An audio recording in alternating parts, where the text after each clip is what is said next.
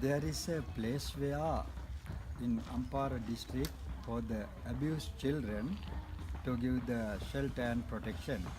It's called BirdNet. It is joined to the Ampara General Hospital. From the DLFF, we are doing a weekly counseling sessions and staff training sessions. I think here my feelings here children so innocent, abused children, they need our help